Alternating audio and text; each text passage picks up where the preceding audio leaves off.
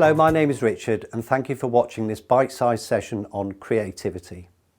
The aim of this short session is to introduce you to the concept of creativity and how by thinking differently you can come up with the ideas you need to make the difference you are seeking, as well as understanding some of the barriers to our thinking known as mental valleys. So when we say creativity, what does that mean to you?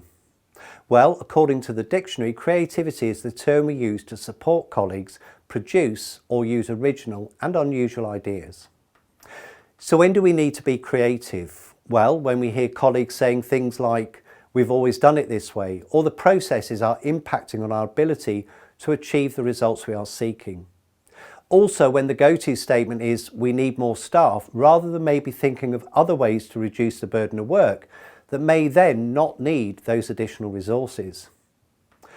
To make the necessary improvements we all want requires a different approach that engages all of our colleagues, rather than keep doing the same thing, hoping it will eventually improve on its own.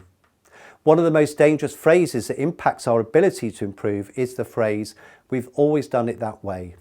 And as the cartoon suggests on the right, we all too often, especially in an acute setting, feel overwhelmed and just carry on regardless, despite someone having an idea that is clearly a better way of doing something.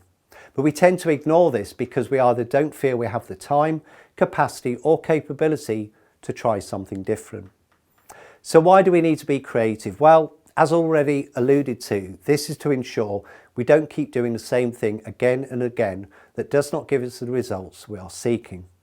We do need to acknowledge though that not everyone believes they can be creative, although I would argue that with some help, everyone can be creative whether they realise it or not. Now, a lot of us tend to think creativity is binary, you either have it or you don't. However, it is more about how we interpret creativity.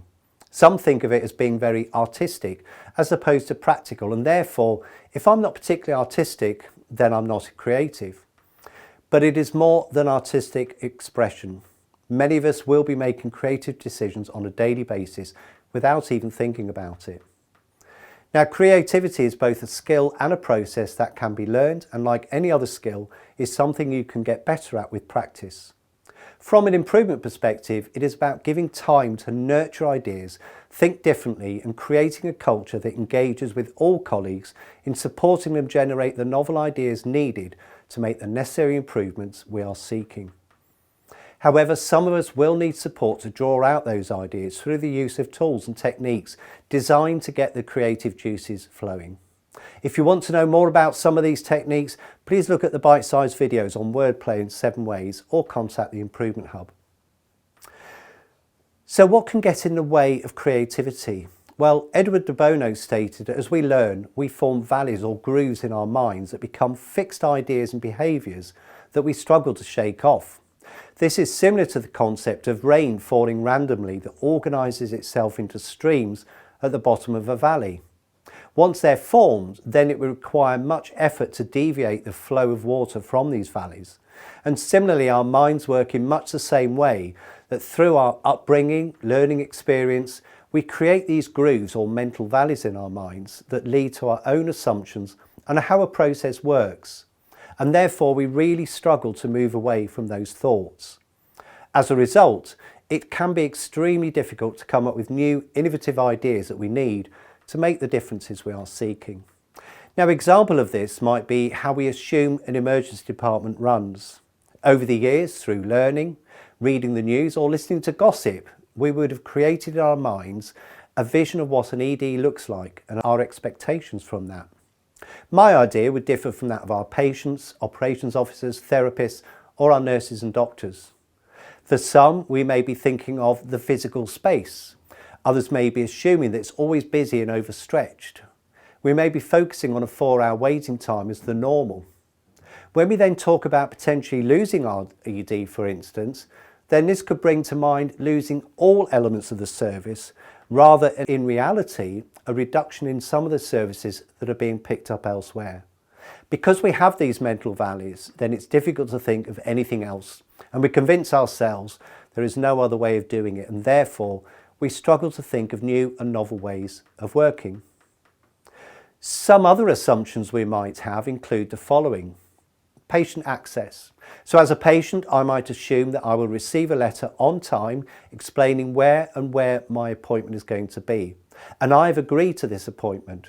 From a safety perspective, we might assume that if we involve patients in our safety practices, they'll get more worried and be put off by our services. When patients visit a clinic, we and they assume there is a need to wait there until they are taken to the clinic room. Indeed, the biggest assumption is that we need to have them come into the clinic in the first place. To help us move forward and break down these assumptions, we must put them out there and escape from these thoughts and think differently. Otherwise, we keep coming up with the same solution.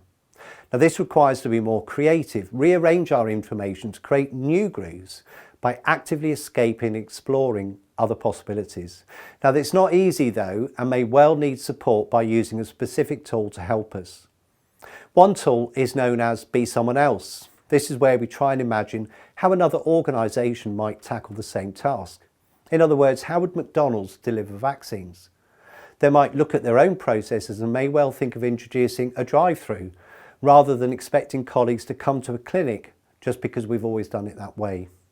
Thinking about how others may find a solution helps us to move away from our own assumptions and enable us all to be more creative.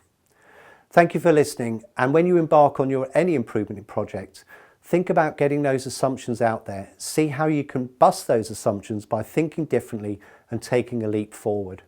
Remember, we are a learning organisation that promotes creativity, so please provide time to be creative, as this will lead to far better solutions that will last longer and be more sustainable. If you need any further help, please do not hesitate to contact the Improvement Hub via Twitter, email or in person.